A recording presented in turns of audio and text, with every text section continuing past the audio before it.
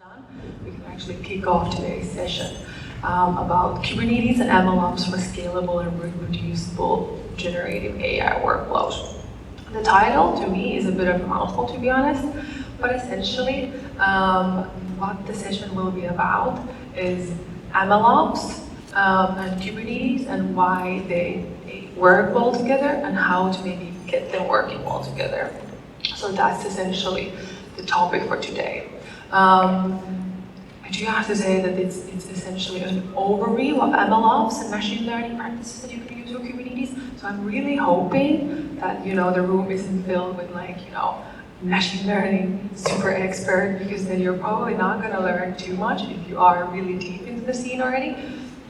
But as it is KCD, I'm hoping that everyone's more of a general, maybe Kubernetes and whatnot, but then hoping that now you will get to learn more about MLOps and why these things kind of are very hyped up nowadays as well. So that's essentially the focus for today, for the next 30 minutes or so. So hi, thank you for the brief introduction there. I'm Annie, as introduced there. I'm CMO at Vision. So Vision is a Swiss DevOps as a service company. We provide both professional services as well as our own open source tooling to manage DevOps and all of these kind of things as well. Now, I'm also a CNCF ambassador as well as an Azure MVP. What does those three things essentially mean? It's just that I'm way too excited about containers, cloud native things, and I just love talking to people about them. And that's mainly that. I'm also a Kubernetes and CNCF meetup co-organizer for over 5 years now, almost 6 years in Finland. I also help organize the Swiss meetups nowadays, since I nowadays live in Zurich, Switzerland. I also coach early stage startups as well as co-host the Cloud Gossip podcast. And as just a quick note, I've been co-hosting the CNCF Cloud Native Live for a few years now in general, sometimes, not every week, but sometimes. It's a lot of fun in general. Now, I arrived here to North America a few days ago. There was a bit of flight hassle due to weather in JFK, so I arrived a bit later than I was supposed to, so I might be a tiny bit lacking on my sleep right now, but I think it's fine. It's a roller coaster. I have good notes, so you're in good hands, hopefully. Or maybe I'll just be extra calm or something like that for the session now with a bit of lack of sleep, but that's fine. Okay. Let's get to the agenda, or what are we going to be actually talking about in more detail. So we have the introduction already happening, so we're all well on our way already. Then we have some definitions, because even though definitions sometimes can be a bit boring in my opinion, but I think for this session, they're actually quite crucial, because all of these MLOps, AI, machine learning, they're very hyped up, very talked about. But to truly kind of understand what are we talking about, I think it's good to kind of go through some of the things that what they actually are and how do we define them. Then we have why is AI or machine learning in general different from general practice engineering. And then we have Kubernetes and MLOps, Kubeflow, best practices, considerations, and wrap up and resources. So that's the agenda for today. But I think this list is a bit boring, to be honest, just on its own. So I decided to kind of add some fun to it, and I think it's more like a treasure map. So we are there essentially, getting off the boat, and we want to get all the way to the end, to the axe where the treasure is. And in our case, obviously the treasure is scalable and reproducible generative AI workflows, or at least the knowledge to make them and hopefully do them in the future. So that's our goal. And to follow on our journey for this treasure map, we're going to have this little guy here, and we're going to be kind of seeing it, how it walks across all of these little terrains and everything. Very excited for the skull portion. That's going to be rocky road, I guess, there. Then let's get moving, since we are done with the introduction. So there we go. We're going to go to the first part, and that is the definitions, such as I mentioned before. So AI, which is the big one, I think. So artificial engine refers to the simulation of human intelligence in machines that are programmed to think and learn like humans. So that's the goal, so that it can, it's development of computer systems and algorithms so that they can perform tasks that typically require human intelligence, such as understanding natural language, recognizing patterns, solving complex problems, making decisions, and learning from experience. So that's AI, and obviously we can go deeper into AI if we would want to. There's generative AI and so forth, which is the hot topic nowadays with ChatGPT and all of these things. But there is other portions of it. And then moving further in the forest, we have machine learning, which is a subfield of artificial intelligence that focuses on the development of algorithms and statistical models that then enable computer systems to improve their performance on a specific task through learning from data without being explicitly programmed. So this is essentially why ML is particularly interesting in the space of Kubernetes and MLOps and whatnot, because these are very data heavy. So ML algorithms rely heavily on data, so they require large and relevant data sets to learn from. So obviously Kubernetes, data, large scale and whatnot, that's a match made in heaven in general, as well as all the training and whatnot that it requires as well. A bit more on that later. But then data science, which I think nowadays is starting to take a bit of a backseat. If we, for example, look at the amount of jobs that are available in general, like where are the numbers going up or down, data science is actually going down, which is interesting with the current AI boom. And I think it's mainly likely because data science on its own is actually a bit more of a big title, as the industry is evolving and getting more kind of granular. You're seeing way more jobs opening, for example, for machine learning engineers and so forth. So, but data science is still an incredibly important part of the practices. So it is the multidisciplinary field that uses various techniques and algorithms to extract insight and knowledge from data. So it's the data-focused one. Then DevOps, which is a very crucial one. And since we are in KCD, I'm assuming that people here know DevOps and that they understand that why DevOps matters, at least to a certain extent. And it is, the set of practicals and principles, so to make sure that to improve and streamline collaboration between software development and IT operations. But I think the most important part about this definition is understanding the relationship between DevOps and MLOps, which is next.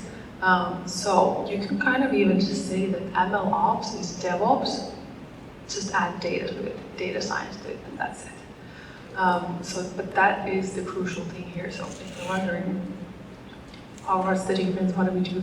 Well, there's some extra things there, and I'll go through a bit more detail later on, but that's the main thing. If you have to do MLOps really well, you usually have to start from DevOps. And if you aren't doing DevOps very well, you're already setting yourself up for failure with MLOps. So they kind of can't, MLOps to a certain extent can't really exist without DevOps as the practice in the background. As of right now, this is a very moving field, obviously, as well. Then, let's move on. That's it for the definitions. And we're going to go to why AI and ML is a bit different from regular platform or regular engineering in general. I mentioned a few of these already, but truly these are the things that set us apart, and then these are the things that you also have to consider when you are building your pipeline and you're thinking about MLOps and so forth. So you have to think about the incredibly data-centric nature of ML and AI. So the quality and the quantity of the data significantly impact the performance of the models. So you really need to focus on data collecting, pre-processing, feature engineering, which are not central as much in traditional engineering.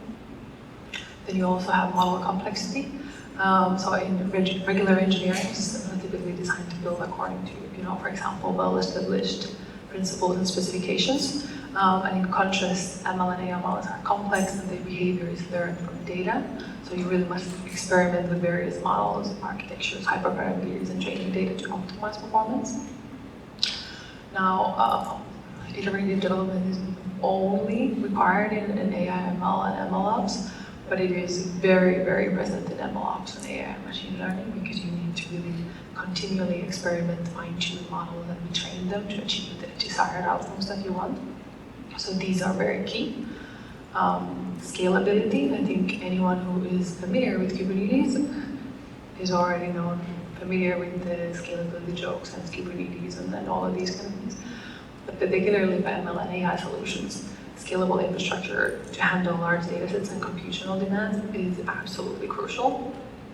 And then monitoring and adaptation is very key as well because you need to monitor ongoing things to detect issues like model drift, data quality changes or shifts in user behavior, and you really have to be on top of it in real time because that is it needs dynamic adjustments altogether.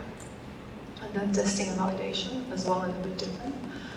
So it can be based on, in regular engineering, you can usually think about it as based on establishing standards and specifications, but in ML and AI, you really have to involve evaluating the model performance against specific metrics as well. It might need really deep domain expertise, so specific expertise on the area that you're working on. So we have explainability and bias as well, because AI model will kind of make decisions on its own after it's been trained. So understanding why it makes those decisions is incredibly crucial as well, because you have to be accountable for what's happening. Another thing that you have to also consider is that the field is moving forward in a really advanced way. So there's constant changes, you have to keep on top of that. It's a very interdisciplinary field as well, so there's a lot of collaboration between different parties. And then you do have also a lot of deployment challenges because they are, as I said, to going to production with AI models, it always requires a bit of special considerations. So you really must have to be on top of your game to be served efficiently as well. And cost, and I think this is a big one usually when people are considering doing MLOps and whatnot. You really have to keep that in mind, and how to, not go bankrupt is a big one, I think. Yeah, but in general, so how does it look like in practice then? People sometimes think like, oh, you just, make the model and it's all good, you do all the research or the data science behind it. But that's just the first step. So the model and the code development are only the beginning. That might be just, a few weeks or so if you're really efficient and quick. But then it's likely going to take months after that. In a large team of developers, scientists, data engineers, and DevOps people to actually then get to production of the model. And this is exactly why MLOps then comes into practice, because that's when you actually do the hard work, so to say, at least operational-wise. And this means that you really need to kind of kick off when you're packaging your models and whatnot. So take the data and pack it into a container workflow. Someone has to do it, and data scientists really don't focus on this portion usually when they're doing their work. So the data scientists usually like to work in Jupyter notebooks. They like to usually work in a very specific way there. But then when you move on to the production stage, you do have to kind of switch to microservices possibly and so forth. So you have to consider these things as you're moving on. Then you're probably going to be starting about scaling up, load balance, data partitions, model distribution, and so forth. And handling all the data requires a lot of things, not just load balancing. You might need to think about data partitions as well. Then you're likely to be tuning your model as well. And as things that might not be built for latency, so you have to consider that as well as then when you're instrumenting, you have to think about monitoring, logging, versioning, and security. Because all of this monitoring, for example, in normal Kubernetes, you only usually have to think about the Kubernetes or the container. But with MLOps, you do have to think about and monitor the data as well, really well. And as I said, data is the beginning of everything, to be honest. And then automation is also incredibly crucial because, as I said, all the DevOps practices should be applied to MLOps practices or machine learning as well. So if you don't want to repeat things over and over again, you want to kind of actually add automation and get to a good point with that as well, with like rolling updates and canary updates and so forth.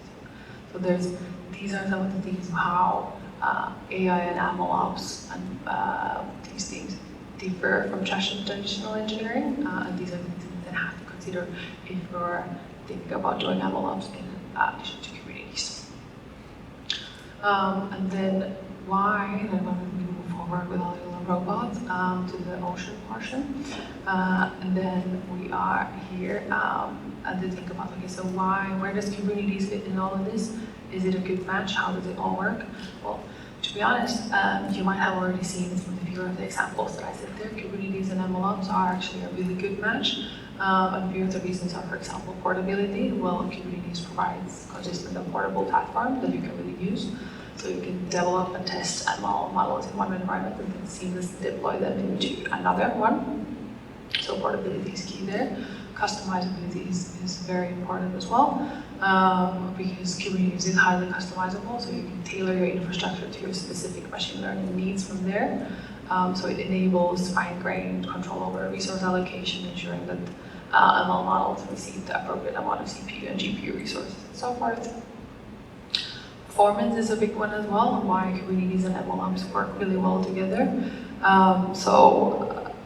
Because Kubernetes itself is quite performance focused as well, so you can really do efficient resource management and scaling and load balancing and so forth. For example, with the Kubernetes horizontal auto scaling and so forth, and efficient resource management minimizes the resource contention, ensuring that the models then receive the necessary compute resources to perform optimally as well. Another one is consistency. So because Kubernetes enforces consistency, you have the benefit of your ML models that reduce the risk of disparity between development and production environments as well. And then microservices is a big one as well, because Kubernetes supports microservices. You can then break down your ML applications into smaller deployable components. Composability as well, because Kubernetes allows you to orchestrate ML components and services into end-to-end machine learning workflows. So you can define, share, and reproduce ML workflows as code, for example.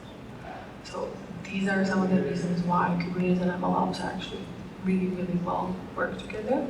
But to be honest, just pure Kubernetes out of the box won't probably be answer to all of your problems, so to say, which is why Kubeflow is going to be our next destination here when we're going to the forest. And Kubeflow is the machine learning toolkit for Kubernetes. Now, even if everyone might raise their hands and say they are super Kubeflow experts, how many here is familiar with Kubeflow in general? A few people. Okay, that's good though. I was a bit afraid of asking because if everyone's like, yeah, totally familiar. But that's good. So Kubeflow is an open source platform that's designed to make it easier to deploy, manage, and scale machine learning workloads for Kubernetes. So it provides a set of tools, frameworks, and best practices to streamline the development and deployment of machine learning models in the Kubernetes environment. So essentially, Kubernetes is a nice base layer to do machine learning and MLOps, but then Kubeflow is relatively not necessary, but really good addition on top of it, essentially, to then actually do the machine learning really well, just the standard in general ways. So a bit deeper into what is it. So it's end-to-end machine learning workflow. So Kubeflow offers a unified platform that covers the entire machine learning workflow, from data pre-processing and model training to deployment and monitoring. This reduces the complexity of managing different tools and components separately, so you have a bit more streamlined way of managing.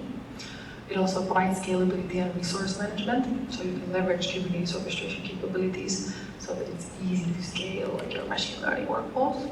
You can dynamically actually allocate resources based on demand, optimizing for hardware utilization and improving the performance.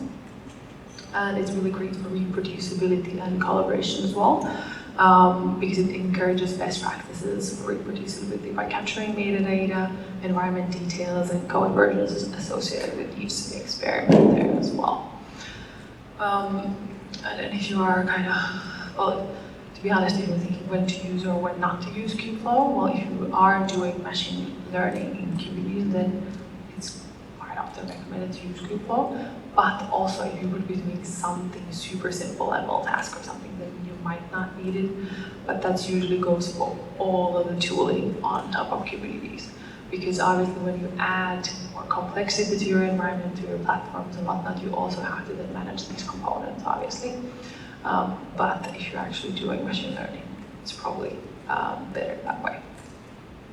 So then a bit more about, okay, what does actually Kubeflow then provide? So it provides notebooks, so it includes services to create and manage interactive Jupyter notebooks, so you can customize your notebook deployment and your compute resources to then suit your data science needs. You can experiment your workloads locally and deploy them whenever you're ready. Then we have TensorFlow model training as well. So it provides custom TensorFlow training job operator that you can use to train your machine learning model.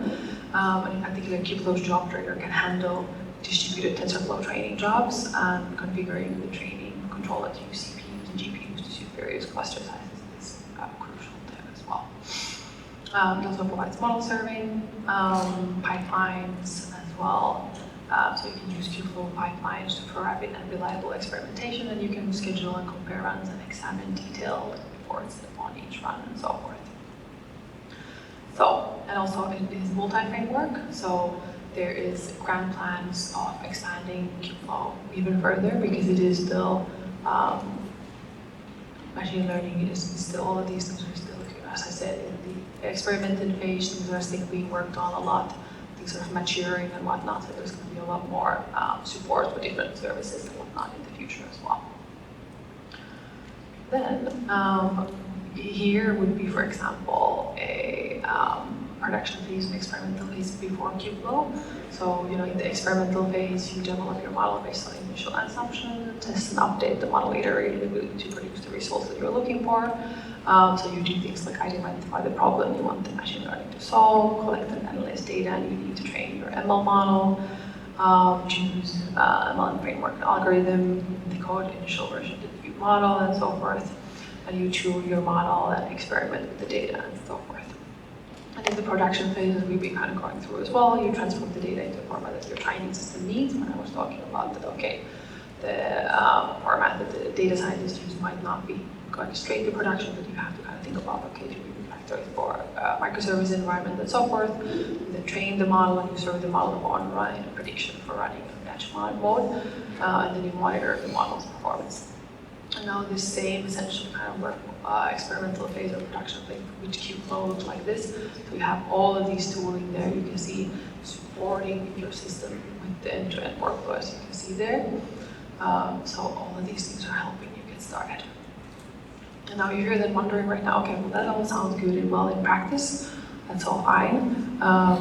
If you were interested to learn more about an actual like case study or like a customer case that's being talked about openly on what were the challenges, what were the benefits, how did they use Kubeflow. Shell has a KubeCon keynote, only a year old, so quite a fresh one, on how they have done, how they've used Kubeflow, how they've actually benefited from so forth. And they had a lot of the same challenges that I've been kind of talking about here today. So disparate inconsistent dev environments, or creating the proper dev environments was tricky because it's a bit different from managing just local data to using large sets of data from global sources, to requirement of many specialized skills, because to be honest, there's a lot of things, as I mentioned before, that you need to know in order to manage these things properly. And then they also really face the challenge of growing costs and managing these kind of things, and they solved most of these problems with Kubeflow. because with Kubeflow they were able to essentially create a self-service model for all of their data scientists and all the people who were using the services. So with that, people could really just grab computational power and use pre-configured settings. So what used to take weeks with their setup just took minutes nowadays. And they seem to be very excited about that, obviously. And they also used, Kubeflow automated pipelines into Kale as well, to tour notebook code into a scalable pipeline as well, and then also shared cloud resources to accelerate chaining and deployment. And I, by purpose, put here the picture of this. I have the link in the end as well in the resources portion, but if you want to kind of just watch this, it's a 15-minute quick talk to learn, actually see, okay, what were the exact words that they used and so forth. I highly recommend checking that out. Then moving further, and now we're going to actually skip the school portion of it, and we're going to go to the best practices mountains here.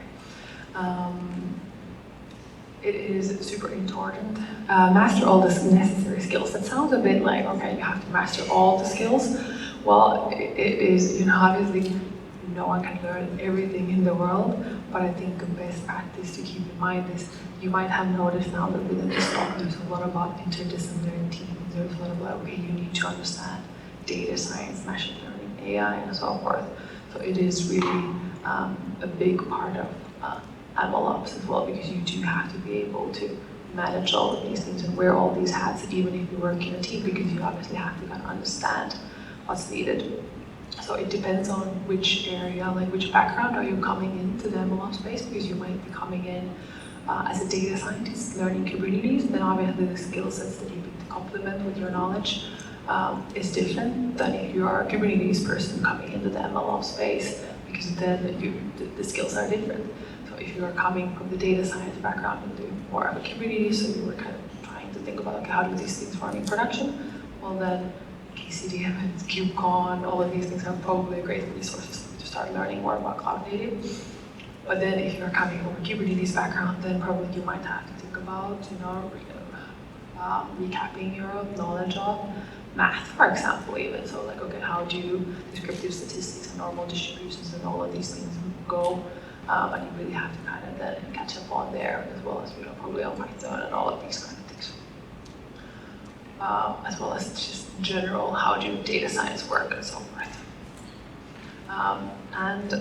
It always really starts with data. So really, you do have to think about your data, and you have to really manage your data, and you have to really think about it, because if the data is wrong in the beginning of your MLOps, all of the rest of the work will not be hopefully completely pointless. You'll maybe learning something new, and then you can go back and fix the data portion.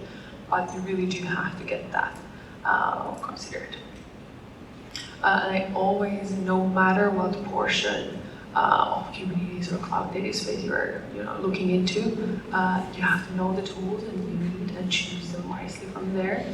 I think it's always, I'm the person that goes into these kind of events and I'm like, oh, this project, use this, try this is a really cool sandbox, go for that one, which is very true, but I think it makes sense for you to understand why are you doing what you're doing, what are you trying to achieve with your projects, and really then consider the tools with that in mind, so that you don't go adding anything that is not needed or will complicate things further.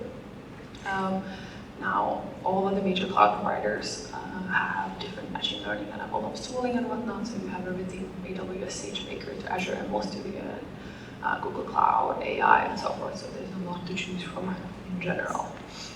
And then I think understanding the bottlenecks is also super important, because to be honest, as it is currently, most machine learning models never go into production, because there's truly the hardship kind of is in the MLOps practices. Model development is not sometimes the trouble, it's actually making sure that that scales, that runs into production and all of these kind of things. So if that's the bottleneck that you're facing, then you really know how to, okay, this is something that I will be focusing on and fixing. And as I said in the beginning, DevOps is your friend, and it should be, a lot of people even talk about Maslow's hierarchy of needs concerning MLOps, where before you even think about MLOps, you should have all the DevOps practices handled, managed, well done, perfected, and then after that you think about adding the MLOps best practices from there. And serverless might be a good idea as well, depending on your setup. As always, with tech and Kubernetes and everything, it depends is the answer for pretty much everything. But it might be a good option. It might speed up some things. It might actually be a really good fit for you, but in some cases, cost might be prohibiting that and so forth. So you have to think about these things as well. Then auto ML and Kaizen, so automated machine learning and automated ML or is the process of automating the time-consuming iterative task or machine learning model deployment. So obviously this is super important as well. In addition to generally, really CI and CD are at the heart of, for example, the DevOps best practices by MLOps as well. Now moving on to this goal portion up here, which is the considerations part. Which since we are a bit tight on time, we're not going to be spending too much time there, but it is very important in general whenever you're thinking about machine learning or AI. You really do have to think about fairness and bias because the decisions and the models that you train will have an impact on people, because if they're making decisions, you do have to consider, are they making the best decisions out there? And you have to consider these things. So regularly audit your data for bias, implement bias mitigation techniques, and strive for diversity and representativeness in the training data sets that you have, and this is super important. In addition, transparency also goes hand in hand as well, so you should consider transparency while you're building your AI system. So you must document your model architectures, data sources, and decision-making processes, implement explainability techniques to make AI models more interpretable as well. And then privacy is always super important. So you should respect your user privacy by protecting the sensitive AI and implement data anonymization, concept mechanism, and data cross controls to protect user privacy as well. So comply with all the necessary procedures there as well. So GDPR, HIPAA, and so forth. And accountability as well. You should make sure that the AI systems are accountable for their actions. And then you should always consider consent and user environment. So you should be able to have control with the interactions of AI systems. So clearly communicate the capabilities and limitations of the AI systems that you use. Security, very important also across all of platform engineering as well. And then human-centric design is super key as well. So prioritize human well-being as always. Data governance, I've mentioned a bit of things there as well already. So that is very much a key as well. And also think about the long-term consequences as well as regulatory compliance of your things as well. That is very important. Now, since we have a few minutes left, here is some learn more resources. I'm always super excited to just dive more in and learn more, because this was just a 30-minute-ish or so session into these things. So just grasping on, what are the possibilities, or like how deep you can dive and learn more about the MLOps. I'm going to put the links and slides and whatnot to my GitHub, so you can always find them there. The Practical MLOps book is a great resource if you are thinking now that, this was a good session, but I wish there was more, code snippets or more actual commands that you can use and so forth, and more kind of like, okay, this is how we use MLOps with Azure or Google Cloud or whatever. That book has all of those kind of things that you might need. There's a really good keynote on machine learning on Kubernetes made easy with Kubeflow as well. That was the one with the shell example. If you're looking for more kind of like a general practice on Kubeflow for machine learning, there's a good session on go-to as well on that. If you're thinking about the serverless aspect or the CI/CD, then there's the webinar with CNCF on MLOps automations, which then goes more deeper into serverless and CI/CD pipelines and so forth. And a great resource to check out as well is the Kubernetes AI day sessions that you can check out from YouTube as well. I particularly enjoyed the welcome and opening remarks that's linked there, but this will also take you to the whole playlist for all of the talks from the Kubernetes AI day. But I think the opening remarks were a really nice snapshot into very different sides of MLOps and AI and what's happening around the scene and globally. So that's really highly, highly recommend as well. Now we are at the end of our road. We have 1 minute left, so we are perfectly now moving there to the end. And hopefully everyone will leave this session today by getting their own treasure, which then would be those scalable and reproducible Kubernetes workflows and machine learning tooling that you can use. But thank you so much. I'll be around here as well as in the shop for hour and the lunch if you have any questions. Thank you so much.